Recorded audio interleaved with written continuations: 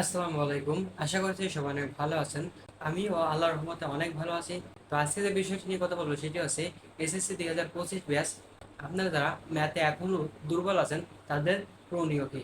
যেহেতু আমি আপনার ওই লেভেলটা পার করে আসছি, এজন্য আমি জানি যে ম্যাথে দুর্বল হলে কি করতে হয়। তো আজকে ভিডিও জুড়ে এ সম্পর্কে কথা বলা হবে। তো চলুন আর কথা না বাড়িয়ে ভিডিওটি শুরু করা যায়। তো শুরুতেই আমরা কথা বলবো যে ম্যাথে দুর্বল হলে আমাদের কি কি সমস্যা হতে পারে। ম্যাথে দুর্বল হলে আমরা কিন্তু পরীক্ষায় একটা খারাপ পরিস্থিতির মধ্যে পড়তে পারি। তার কারণ আপনি ইংলিশে বলেন, বাংলায় বলেন, এটা কিন্তু নিজের মন মতো লেখা যায়। যেমন ইংলিশ বলেন, প্যাসেজ থেকে কিন্তু কিছু লেখা যায়, কিন্তু আপনি কিন্তু ম্যাথে চাইলেই কিন্তু নিজের ইচ্ছা মতো লিখতে পারবেন না। ম্যাথে চাইলেই আপনি বানিয়ে লিখতে পারবেন না। যদি বানিয়ে লিখতে চান তাও কিন্তু আপনার একটা যোগ্যতার প্রয়োজন হবে। এজন্য ম্যাথে খুব বেশি ফেইলের সংখ্যাটা দাঁড়ায়।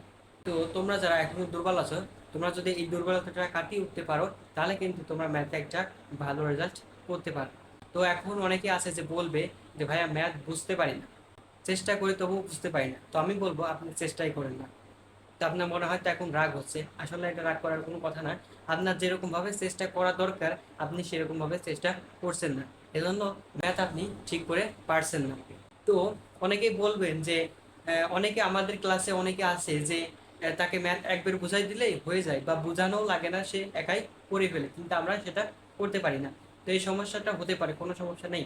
তো সবার মেধা তো আর এক না, সবাই একরকম পরিশ্রমও করতে পারে না। তো এটা আপনার মনে রাখতে হবে। আপনার ক্লাসের টপার যেভাবে পরিশ্রম করে আপনি কিন্তু সেভাবে পরিশ্রম করেন না। তার যা মেধা আছে সেটা প্রয়োগ করে, কিন্তু আপনি তা প্রয়োগ করেন না। মেধা কিন্তু সবাই আছে, কেউ কাজে লাগায়, কেউ লাগায় না।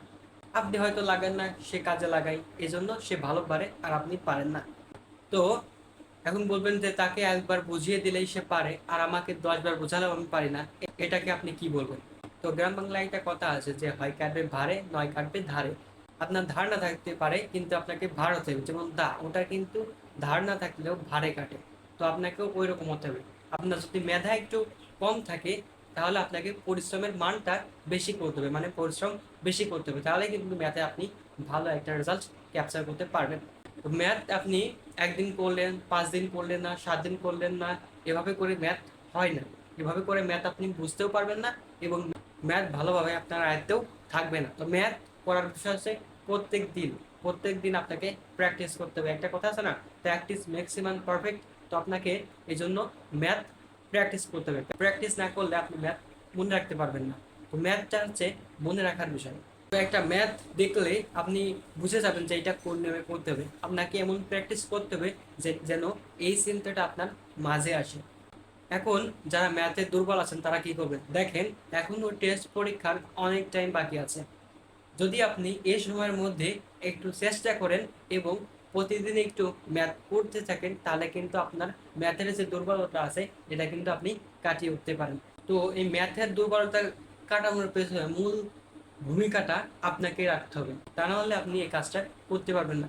কোনো টিচারই আপনার ম্যাথের দুর্বলতা কাটাতে পারবে না যদি আপনি না চান। এজন্য আপনাকে একটু চেষ্টা করতে হবে।